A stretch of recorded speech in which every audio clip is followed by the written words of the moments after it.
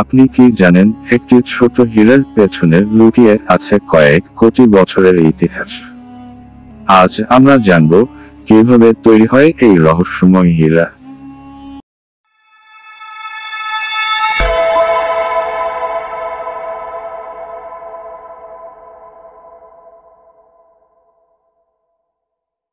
হীরার জন্ম হয় পৃথিবীর গভীরে, প্রায় 140 থেকে 190 কিলোমিটার নিচে।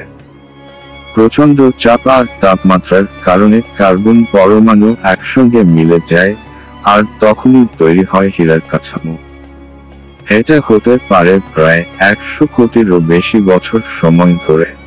এই হীরা কিন্তু মাটির ওপরে আসে আগ্নেয়গিরির মাধ্যমে। যখন কোনো বড় বিস্ফোরণ হয়, তখন হীরাগুলো উঠে আসে কিম্বারলাইট নামক এক ধরনের আগ্নেয় শিলার সঙ্গে। এরপর মানুষ সেই শিলাগুলো খনির মাধ্যমে কাটে ছেঁকে নেয় ছোট ছোট হীরা।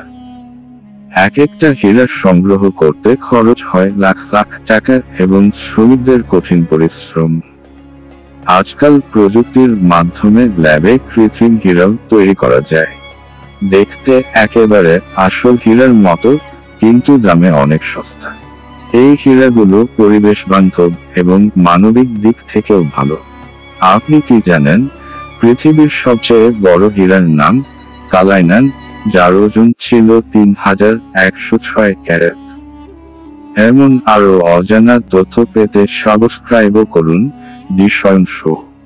ভিডিওটি ভালো লাগলেই একটা লাইক দিয়ে উৎসাহ দিন।